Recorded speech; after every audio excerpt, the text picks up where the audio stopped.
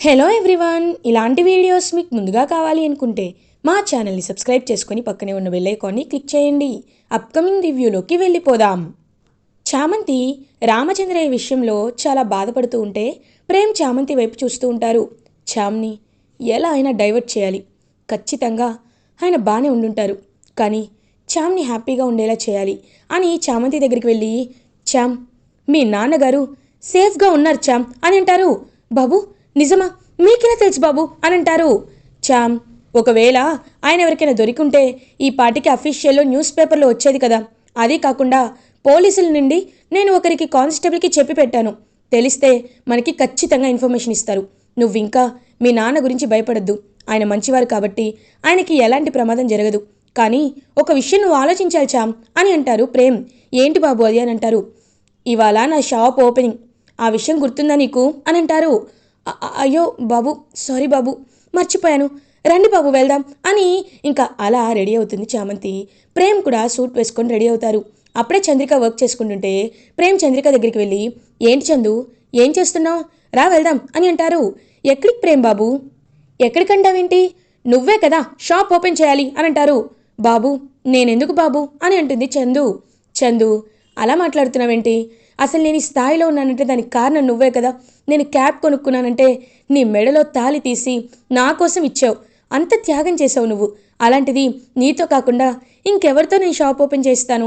నువ్వు నాకు ఒక స్ఫూర్తివి చందు, రా నీ చేతితో చేస్తే ఏదైనా మంచి జరుగుతుంది అని ఇంక తీసుకువెళ్తూ ఉంటే అప్పుడే చంద్రిక పాపం చూస్తూ ఉంటుంది. హర్షవర్ధన్, ఏరా రెడీ అయిపోయావా, ఇంతకీ మేము గెస్టేనా లేకపోతే అని హర్షవర్ధన్ జోక్ చేస్తూ ఉంటారు. నాన్న, నాకు అండగా నిలిచిన చందు, నాకు నాన్నవైన మీరిద్దరూ కలిసే షాప్ ఓపెన్ చేయాలి, రండి వెళ్దామని చెప్పి ఇంకా అలా ఎంతో హ్యాపీగా షాప్కి బయలుదేరుతారు. అప్పుడే పల్లవి గౌడ ఇంకా అంతా వీళ్ళ కోసం వర్క్స్ అని చేపించేస్తుంది. చామంతి ప్రేమ్ని, చామంతి ఇప్పుడు నువ్వు ఎలా ఉన్నావు, ఆర్ యూ ఫీలింగ్ ఓకే అని అంటారు. ఇప్పుడు పర్లేదండి అని అంటుంది చామంతి. థ్యాంక్స్ పల్లవి, షాప్ అంతా డెకరేట్ చేయించావు, నేను కొంచెం బిజీగా ఉన్నానని తెలుసు కదా అని అంటారు. No problem Prem, best friend అన్నాక ఈ మాత్రం చేయలేనా, సరే ఇంతకీ ఎవరు రిబ్బన్ కట్ చేస్తున్నారు అని అంటారు. మా చందు, మా నాన్న. నాన్న రండి అని చంద్రిక, హర్షవర్ధన్ తన కన్న తల్లి తండ్రులతోనే ఇంకా ప్రేమ్ అయితే షాప్ ఓపెన్ చేయిస్తారు. ఇంకా పల్లవి గౌడ సెలబ్రిటీ కాబట్టి మీడియా వాళ్ళందరూ కూడా వస్తారనమాట షాప్ ఓపెనింగ్కి. పల్లవినే బ్రాండ్ అంబాసిడర్ అని చెప్పి ఇంకా ఆ షాప్కి పెట్టడంతో తన్ని చూస్తూ చెప్తూ ఉంటారు. మేడం, మీరు ఇంత స్పెషల్గా ఈ ఓనర్ దగ్గర ఎందుకు మీరు అంబాసిడర్గా వర్క్ చేస్తున్నారు, అసలు ఈ డిజైన్స్లో ఏం స్పెషాలిటీ ఉంది అని అడుగుతూ ఉంటే ఇంకా చెప్పడం స్టార్ట్ చేస్తుంది పల్లవి గౌడ. ఇతను ప్రేమ్ కుమార్, ఇతని డిజైన్స్ చాలా యూనిక్గా ఉంటాయి. ఒకవైపు ట్రెడిషనల్, ఇంకొక వైపు మోడర్న్ వేర్ని బ్లెండ్ చేసి ఇతని డిజైన్స్ అనేవి డిజైన్ చేయబడతాయి. అది కూడా కాదు, మార్కెట్లో కంటే ఇతను 10% తక్కువ రేట్కే ఏ డిజైన్ అయినా సరే కాంట్రాక్ట్ని ఓకే చేస్తాడు. అండ్ ఇతని డిజైన్స్లో యూనిక్నెస్సే ఇతన్ని ఈ స్థాయికి తీసుకువచ్చాయి. అందుకే నేను తన్ని అప్రిషియేట్ చేయడానికే బ్రాండ్ అంబాసిడర్గా ఉంటున్నాను అని ఇంక పల్లవి అయితే చెప్తుంది. సార్, మీ సక్సెస్కి కారణం మీ కృష లేకపోతే అని అనేసరికి, నా సక్సెస్కి కారణం నా వాళ్ళు, అదిగో అని చామంతిని చంద్రికని చూపిస్తారు. అయ్యో బాబు అని అంటుంది చామంతి. నువ్వు ఊరికొచ్చాం, తను మా చందు, తను చామంతి, వీళ్ళిద్దరూ లేకపోతే నేను నా జీవితంలో ఒక్క అడుగు కూడా వేయలేకపోయేవాడిని. నేను లోలో ఉన్నప్పుడు వీళ్ళు నన్ను ఎప్పుడు మోటివేట్ చేస్తూ ఉంటారు, నాలో కొత్త ఉత్సాహాన్ని తీసుకొస్తూ ఉంటారు. అందుకే నేను ఎప్పటికీ వీళ్ళకి కృతజ్ఞతగా ఉంటాను అని ఇంకా ఎంతో హ్యాపీగా ఇద్దరిని చెప్తాడనమాట ప్రేమ్. ఇది ఇలా ఉండగా రామచంద్రయ్యకి మెలకువ వస్తుంది. తను శివయ్య వాళ్ళ ఇంట్లో ఉంటారు. ఎవరైతే త్రిపాఠి కేసులో బాలరాజుని చంపిన త్రిపాఠిని కళ్ళతో చూసి సాక్ష్యాలని సేకరిస్తాడు కదా, మొన్న చామంతికి కూడా ఇతని వల్ల యాక్సిడెంట్ అవుతుంది. సో ఆ శివయ్య రామచంద్రయ్యని కాపాడి తన ఇంట్లో సేఫ్గా ఉంచుకొని, మీరు ఎన్ని రోజులు కావాలంటే అన్ని రోజులు ఉండండి, మీకు ఎలాంటి ప్రాబ్లం లేదు, నేను మిమ్మల్ని చూసుకుంటాను అని చెప్తాడు. సో ఆ శివయ్య ఇంట్లోనే ఉండిపోతారు రామచంద్రయ్య. ఇంకా కళ్ళు తెరిచి, అయినా ఏమైంది నాకేమీ అర్థం కావట్లేదే, చామంతి బిడ్డని నేను ఎలా చేరుకోవాలి, ఈ పక్కనే టెలిఫోన్ బూత్ ఉంటుంది కదా, అక్కడికి వెళ్ళి ఫోన్ చేస్తాను అని ఇంకొక కిరాణా షాప్కి అయితే బయలుదేరుతారు రామచంద్రయ్య. అందులో టీవీలో లైవ్ వస్తూ ఉంటుంది ఇలా ప్రేమ్ షాప్ ఓపెనింగ్ కానీ, అండ్ ఇటువైపు ఏమో ఇలా చామంతి వాళ్ళు మాట్లాడడం కానీ ఇదంతా గమనిస్తారు రామచంద్రయ్య. అంటే లాయర్ బాబు ఒక షాప్ ఓపెన్ చేశారా? ఖచ్చితంగా చామంతి బిడ్డ కూడా అక్కడే ఉంది. కాబట్టి నేను వెళ్ళి చామంతితో మాట్లాడి నీకు ఎలాంటి భయం లేదమ్మా, నన్ను చంపేస్తారనే కదా నువ్వు భయపడి ఆ గుణాన్ని పెళ్లి చేసుకోవాలనుకుంటున్నావు. నేను తప్పించుకున్నాను కాబట్టి నన్ను వాళ్ళేమీ చేయలేరు. నువ్వు ప్రేమించిన ప్రేమ్ బాబునే పెళ్లి చేసుకో అని తనకి ఇన్ఫర్మేషన్ ఇవ్వడానికి రామచంద్రయ్య షాప్కి బయలుదేరుతారు. ఏదైతే కొత్తగా ప్రేమ్ అయితే ఇనాగ్రేట్ చేశారు షాపు, డిజైనర్ స్టూడియో, ఆ షాప్కి బయలుదేరుతారు రామచంద్రయ్య. ఇది ఇలా ఉండగా ప్రేమ్కి సపోర్ట్ చేసిన వెంచర్ క్యాపిటలిస్ట్ ఎవరైతే అంటే కౌశికి మాట్లాడి పెట్టిన ఇన్వెస్టర్ అయితే ప్రేమ్ దగ్గరికి వస్తారు. ప్రేమ్, గుడ్ జాబ్, నిజంగా స్టూడియో చాలా అట్రాక్టివ్గా ఉంది అని అంటారు. Thank you sir, thank you so much for this అని అంటారు. It's all about your hard work Prem. So మీరు ఇంకా పై స్థాయికి ఎదుగుతారని నేను నమ్ముతున్నాను అని అంటారు. థ్యాంక్ యూ సార్ అని ఇంకా హ్యాపీగా మాట్లాడుతూ ఉంటారనమాట. అలా చామంతి అండ్ ప్రేమ్. ఇంకా రామచంద్రయ్య ఆ డిజైనర్ స్టూడియో కమ్ షాప్ దగ్గరికి వస్తాడు. వచ్చి దొంగతనంగా కారు వెనకాల చూస్తూ ఉంటాడనమాట. కరెక్ట్గా అలా చూస్తూ ఉన్నప్పుడే చామంతికి ఎందుకో వాళ్ళ నాన్న అక్కడికి వచ్చాడా అని అనిపిస్తుంది. వెనక్కి తిరిగి చూస్తుంది. చూసేసరికి అక్కడ నిజంగా రామచంద్రయ్య కనబడతారు. ఒక్కసారిగా షాక్ అయిపోతుంది చామంతి. నాన్న అని ఇంకా వెళ్ళి కలవాలనుకునే లోపు అక్కడికి పోలీస్ కూడా వస్తారనమాట. వచ్చి ఆ రామచంద్రయ్య ఎట్టి పరిస్థితుల్లో తప్పించుకోకుండా అన్ని ఏర్పాట్లు చేయండి. ఖచ్చితంగా ప్రేమ్ని కానీ చామంతిని కలవడానికి కానీ వాడు వస్తాడు. అందుకే అక్కడ బందోబస్తు అని చెప్పి మిమ్మల్ని సెట్ చేశాను, వాడిని పట్టుకోండి అని జైలర్ ఆ ఇన్స్పెక్టర్కి కాల్ చేస్తారు. సార్, ఆ రామచంద్రయ్య తప్పించుకోలేడు సార్, మీరేం కంగారు పడకండి అని ఇంకలా ఇన్స్పెక్టర్ కాల్ కట్ చేసేసరికి ఎదురుగా చూడగానే రామచంద్రయ్య కనిపించినట్టు అయిపోతారు. ఒక్కసారిగా ఇన్స్పెక్టర్ షాక్ అయ్యి ఏయ్ ఆగు అని చెప్పి రామచంద్రయ్య వెనకాల వెళ్తూ ఉంటారు. ఇంక వెంటనే రామచంద్రయ్య అయితే ఒక స్తంభం వెనకాల దాక్కుంటారు. సార్ ఏమైంది అని అడుగుతుంది చామంతి. మీ నాన్న ఇక్కడ కనబడ్డారా అని అడుగుతారు. అదేం సార్, మీరు నిన్నటి నుండి మా నాన్నని వెతుకుతున్నారు కాబట్టి మీకు అలా అనిపించింది. మా నాన్న ఇక్కడికి రావడం ఏంటి? ఆయన ఎక్కడున్నారో తెలియటం లేదు సార్, మీరు వెతకాల్సింది హాస్పిటల్లో సార్ అని అంటుంది చామంతి. వాడి గురించి వెతికాను, కనపడలేదు, వస్తే అప్పుడు చెప్తాను అని ఇన్స్పెక్టర్ అక్కడి వెళ్ళిపోతారు. ఇంక వెంటనే చామంతి అలా ఇంకా రామచంద్రయ్యని తీసుకొని ఒక ప్లేస్కి వెళ్తుంది. నాన్న, ఏమైంది నాన్న నీకు అని అడుగుతుంది. బిడ్డ చామంతి, నీతో ఒక విషయం చెప్పాలి బిడ్డ అని అంటారు. ఏం నాన్న? అయినా నువ్వు తప్పించుకోవాల్సిన అవసరం ఏముంది నీకు అని అంటుంది. నీకోసమే బిడ్డ, నువ్వు ప్రేమ్ బాబుని పెళ్లి చేసుకోకుండా ఆ నీచుడు గుణాన్ని పెళ్లి చేసుకోవాలనుకుంటున్నావు. అది మాత్రమే కాదు, నువ్వు కావాలనేది ఎంత చేస్తున్నావని కూడా నాకు అర్థమైంది. ఆ త్రిపాఠి నిన్ను బెదిరించిండు కదా, అందుకే కదా నువ్వు నా కోసం, నా ప్రాణాల కోసం నీ ప్రేమని త్యాగం చేయాలనుకుంటున్నావు. అలాంటప్పుడు నేను తప్పించుకున్నా కదా బిడ్డ. చూడు, మీ నాయనకేం కాదు, నాకేం కాదు, ఎందుకు ఇంకా నీ ప్రేమను త్యాగం చేస్తావని అంటారు. కరెక్ట్గా అప్పుడే చామంతి త్రిపాఠి చెప్పిన మాటల్ని గుర్తు చేసుకుంటుంది. చామంతి త్రిపాఠితో మాట్లాడడానికి త్రిపాఠి ఇంటికి వెళ్ళి మా నాన్నని ప్రాణాలతో విడిచిపెట్టేయండి, మీ కాలు పట్టుకుంటాను అని పాపం చాలా రిక్వెస్ట్ చేస్తుంది కదా. మీ నాన్నని ప్రాణాలతో ఉంచాలి అంటే నువ్వు 2 రోజుల్లో నా కొడుకుని పెళ్లి చేసుకోవాలి, అప్పుడే మీ నాన్న ప్రాణాలతో ఉంటాడు. తప్పించుకున్నంత మాత్రాన ప్రాణాలు పోవని గ్యారంటీ లేదు కదా. వెతుక్కుంటూ వెళ్ళి మరి మీ నాన్నని చంపేస్తాను అని త్రిపాఠి చాలా స్ట్రాంగ్గా వార్నింగ్ ఇస్తాడు చామంతికి. ఆ మాటల్ని చామంతి గుర్తు చేసుకుంటుంది.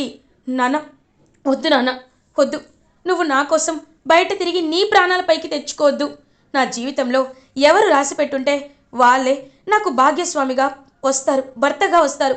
అంతేకాని నువ్వు జైల్లో లొంగిపోవడమే మంచిది నాన్న. అయినా నిన్ను జడ్జి దగ్గరికి తీసుకువెళ్ళాలి, క్షమాభిక్షని అడిగించాలి, రా వెళ్దాం అని అంటుంది చామంతి. అని పాపం చామంతి చెప్తూ ఉండేసరికి అప్పుడే కొంతమంది కానిస్టేబుల్స్ అయితే అటువైపు వస్తారు. నాన్న నువ్వు వెళ్ళిపో నాన్న, ఇంతకీ నువ్వెక్కడుంటున్నావు, నా నెంబర్ తీసుకో, నువ్వు ఫోన్ చేయనన్నా, నేను నిన్నొచ్చి ఈ ఫంక్షన్ అయిపోయాక కలుస్తాను, జడ్జికి నిన్న అప్ప చెప్తాను నాన్న అని ఇంకా అలా చామంతి అయితే వాళ్ళ నాన్న దొరికిపోకూడదని చెప్పి ఇంకా ఆటోలో పంపించేస్తుంది. సో రామచంద్రయ్య మళ్ళీ వెళ్ళిపోతారు. చామంతి పాపం బాధపడుతూ అలా ఇంకా మళ్ళీ తన షాప్కి రీచ్ అవుతుంది. చూస్తూ ఉంటాడు ప్రేమ్. చామంతి, ఏమైంది, అలా ఉన్నావేంటి అని అడుగుతారు ప్రేమ్. ఏం లేదు బాబు, ఏం లేదు అని అంటుంది. లేదు చామ్, నువ్వు ఏదో విషయంలో బాధపడుతున్నావు, చెప్పు అని అంటారు. అలాంటిదేం లేదు బాబు అని మనసులో మాత్రం మా నాన్న నీకు మాకు పెళ్ళి అవ్వాలి అని ఎంతలానో బాధపడుతున్నారు, కానీ మన పెళ్ళి జరగదు కదా బాబు అని పాపం మనసులో చాలా అంటే చాలా బాధపడుతుంది చామంతి. ఇది ఇలా ఉండగా ఫంక్షన్ అంతా కంప్లీట్ అయిపోతుంది. ఇంకా ప్రేమ్ ఫంక్షన్ చాలా బాగా జరిగింది. కస్టమర్స్ కూడా బాగానే వస్తున్నారు. యాక్చువల్లీ డిజైనర్గా మంచి స్థాయిలో ఉండాలి అంటే ఈ మాత్రం చాలు. బిజినెస్ ఖచ్చితంగా లాభాల్లో ట్రెండ్ అవుతుంది. అప్పుడు నాన్న పరువుని నేను నిలబెట్టిన వాడిని అవుతాను. నాన్న కోసం నేను అన్ని చేసిన వాడిని అవుతాను. చాలా హ్యాపీగా ఉంది అని చెప్పి పాపం ఎంతో హ్యాపీగా తను ఛాలెంజ్లో గెలుస్తాను అని ఫీల్ అవుతూ ఉంటాడనమాట ప్రేమ్. అప్పుడే కరెక్ట్గా రమాదేవి ఏమో, ఎలా గెలుస్తావురా, నిన్ను గెలవనివ్వనుగా, ఎందుకంటే నువ్వు గెలిస్తే నాకు నష్టం, నో, నువ్వు గెలవడానికి వీల్లేదు అని ఇంకా అలా ఆలోచిస్తూ ఉంటే అప్పుడే త్రిపాఠి గుణ రమాదేవి వాళ్ళ ఇంటికి వస్తారు. వచ్చి, రమాదేవి గారు, మీతో ఒక ఇంపార్టెంట్ విషయం మాట్లాడాలండి. మా సిద్ధాంతి గారు ఒకరు ఉంటారు, ఆయనకి గుణ చామంతి జాతకాలు చూపిస్తే చాలా బాగున్నాయని చెప్పారండి. కాబట్టి మంచి ముహూర్తం ఉందంట, రేపే పెళ్లి చేసేద్దాం అంటున్నారు. కాబట్టి రేపు తన పెళ్ళికి మీకేమైనా ప్రాబ్లం ఉందా అని అడుగుతారు. వెంటనే హర్షవర్ధన్, మరి రేపటికి రేపేనా అని అంటారు. అవును సార్, ఎలాగో ఇద్దరు ఒకరినొకరు ఇష్టపడ్డారు. అలాంటప్పుడు రేపైతే ఏముంది, ఈ తర్వాత అయితే ఏముంది, రేపు బ్రహ్మ ముహూర్తం అంట, అది 100 ఏళ్ళకు ఒకసారి వచ్చే ముహూర్తం అంట. గుణ చామంతి జాతకానికి అది చాలా పర్ఫెక్ట్గా సెట్ అవుతుందంట అని అంటారు. ఆలోచనలో పడతారు హర్షవర్ధన్. ఇంక వెంటనే రమ, ఏంటి హర్ష, ఏం ఆలోచిస్తున్నావు? అయినా ఇప్పుడు ముహూర్తం కంటే మనకేం ఎక్కువ చెప్పు, రేపే చామంతికి గుణాకి పెళ్లి జరిపిద్దాం అని అంటారు. కానీ చామంతిని ఒక మాట అడగకుండా అని అంటారు. అడగండి సార్, మొన్న స్పృహలో లేదు కాబట్టి నాపై తనకున్న ప్రేమ మీకు తెలియలేదు, ఇప్పుడు తెలుస్తుంది, అడగండి సార్ అని అంటారు. అమ్మ చామంతి, చామంతి అని పిలుస్తారు. చామంతి పాపం వస్తుంది. ఇంక చూస్తూ ఉంటుంది. అమ్మ చామంతి, ఇలా రామ్మ. చామంతి, ముహూర్తం ఏదో బాగుందంట, వీళ్ళు నీకు పెళ్ళి చేయాలి అంటున్నారు, రేపు పెళ్ళి అంటున్నారు, మరి నీకు ఈ పెళ్ళి ఇష్టమేనా అమ్మా అని అడుగుతారు. పాపం ఆ ఫ్లాష్ బ్యాక్ని గుర్తు చేసుకొని మీ నాన్నని చంపేస్తాం అనే విషయాన్ని గుర్తు చేసుకుంటూ పాపం ప్రేమ్ వైపు చూస్తూ ఉంటుంది. ప్రేమ్ ఏమో ఏమీ మాట్లాడకుండా ఉంటాడు. నాకు నాకు ఇష్టమే అని అంటుంది చామంతి. పాపం ప్రేమ్ అలా చూస్తూ బాధగా అక్కడి వెళ్ళిపోతాడు. ఇంకా అలా అయితే రేపే పెళ్ళి కాబట్టి మంచి ఫంక్షన్ హాల్ బుక్ చేయాలి అంటారు. అయ్యో సార్, ఫంక్షన్ హాల్ ఎందుకండి, మాకు తెలిసిన ఒక మంచి గుడి ఉంది, వీడి పెళ్ళి అక్కడే చేస్తామని నేను మొక్కుకున్నాను, అక్కడ జరిపించేద్దాం అని చెప్పి ఇంకా అలా గుళ్ళో అన్ని ఏర్పాట్లు చేస్తూ గుణ మనసులో అనుకుంటాడు. ఇంకేముంది, హ్యాపీ. ఇంకా అలా అదంతా వింటున్న రోజా కూడా, అమ్మయ్య, ఇంక ఈ గుణాతో ఇది పెళ్లి చేసుకొని వెళ్ళిపోతే నాకు దీని దరిద్రం వదిలిపోతుంది, ఎందుకంటే ఇది ఎప్పుడు ఇలాగే మాట్లాడుతుంటుంది కాబట్టి, సో ప్రశాంతంగా ఉండొచ్చు అని చెప్పి ఇంకా ఎంతో ప్రశాంతంగా ఫీల్ అవుతుంది రోజా. ఇది ఇలా ఉండగా నెక్స్ట్ డే మార్నింగ్ అవుతుంది. ఇంకా అలా పాపం చామంతిని పెళ్లి కూతుర్లా రెడీ చేస్తూ ఉంటుంది చంద్రిక. కానీ కళ్ళ నిండా కన్నీళ్ళు పెట్టుకుంటుంది చంద్రిక. అత్త, ఎందుకత్త ఏడుస్తున్నావు అని అడుగుతారు. ఏం చేయమంటావమ్మ చామంతి, నువ్వు తను పెళ్లి చేసుకునుంటే ఎంత బాగుండేది, కానీ నువ్వు ఆ గుణాన్ని పెళ్లి చేసుకుంటున్నావు, ఇప్పటికీ మించిపోయింది ఏమీ లేదు, చెప్పు, ఎందుకు ఎందుకు నువ్వు గుణాన్ని పెళ్లి చేసుకుంటున్నావు అని అడుగుతారు. అత్త, ఇంకొక గంటలో నా పెళ్ళి, నువ్వు ఇలాంటి మాటలు మాట్లాడొద్దత్త, నాకు చాలా బాధగా ఉంటుంది అని పాపం మనసులో అనుకుంటుంది. అలా ఇంకా చామంతి అదంతా చూడలేక ప్రేమైతే అలా కారులో దూరంగా వెళ్ళిపోతాడు. చామంతిని గుడికి తీసుకువెళ్తారు. గుణ కూడా పెళ్ళిలో గెటప్లో రెడీగా ఉంటాడు. అలా ఇంకా మంత్రాలు జరుగుతూ ఉంటాయి. కరెక్ట్గా అదే టైంకి ఇంకా అలా ప్రేమ్ వెళ్తూ ఉంటే అప్పుడే ప్రేమ్ అయితే రామచంద్రయ్యని చూస్తారు. రామచంద్రయ్యని చూసి ఒక్కసారిగా షాక్ అయిపోతారు. సార్, మీరు ఇక్కడ అని రామచంద్రయ్యని చూసి, సార్ మీరు ఎక్కడుంటున్నారు, అసలు ఏంటిదంతా అని అడుగుతారు. బాబు బాబు మీకు మీకు నిజం చెప్పాలి బాబు, చామంతి బిడ్డ మీకు నిజం చెప్పిందో లేదో నాకు తెలీదు, కానీ నేను చెప్పాలి బాబు అని ఇంకంతా జరిగిందంతా చెప్తారనమాట. లైక్ ఇలా గుణ వాళ్ళు బెదిరించారని, అందుకే తనని ఇష్టం లేదని, పెళ్లి చేసుకోలేకపోయిందని, లేకపోతే మీరంటే తనకి ప్రాణం కంటే ఎక్కువ అని, అవన్నీ విషయాలు చెప్తాడు. ఒక్కసారిగా ఇంకా అలా షాక్లో అయితే ఉండిపోతారనమాట. వెంటనే ప్రేమ్ ఇంకప్పుడే అక్కడికి శివయ్య కూడా వస్తాడు. ప్రేమ్ బాబు, మీ గురించి నేను ఆలోచిస్తున్నాను, మీరు మీరు కొన్ని విషయాల్లో అని ఇంక జరిగిందంతా, అంటే బాలరాజుని త్రిపాఠినే చంపాడు అనడానికి తన దగ్గర సాక్ష్యాలు ఉన్నాయి అని ఆ సాక్ష్యాల్ని చూపిస్తాడు. చూపించి ఇంకా వెంటనే అలా మొత్తం నిజాలన్నీ సాక్ష్యాలతో పెన్డ్రైవ్తో సహా చెప్పేసరికి ఇంకా ప్రేమ్ పెళ్లి జరుగుతున్న చామంతి దగ్గరికి వెళ్తాడు. వెళ్ళి కరెక్ట్గా గుణ తాలి కట్టేలోపు ఆపండి అని పెళ్లిని ఆపేస్తాడు. ఆపేసి గుణ ఎలాంటి వాడు, త్రిపాఠి ఎలాంటి వాడు, వాళ్ళు కావాలనే అన్యాయం చేశారు అనే విషయాల్ని తెలుసుకునేలా చేస్తారు. ఇంకా అలా హర్షవర్ధన్తో, నాన్న నేను చామంతిని ప్రేమిస్తున్నాను, తను నా ప్రేమని కాదని ఇదిగో ఈ గుణ వాళ్ళు బెదిరించడం వల్లే ఆమెను పెళ్లి చేసుకోవాలనిపిస్తుంది అనేసరికి ఇంకా హర్షవర్ధన్ కూడా అర్థం చేసుకుంటారు. రే, అలాంటప్పుడు నువ్వే కదా చామంతిని పెళ్లి చేసుకోవాలి అని ఇంకా అలా త్రిపాఠిని గుణాన్ని అరెస్ట్ చేయించి ప్రేమైతే చామంతి మెళ్ళలో తాళి కడతారు. అదంతా చూస్తూ రమాదేవి ఒక్కసారిగా షాక్లో ఉండిపోతుంది. ఇలా ఎపిసోడ్ ఎండ్ అవుతుంది. ఫర్దర్ ఎపిసోడ్ రివ్యూస్ ముందుగా మీకు కావాలి అనుకుంటే మా ఛానల్ని సబ్స్క్రైబ్ చేసుకోండి. Thanks for watching.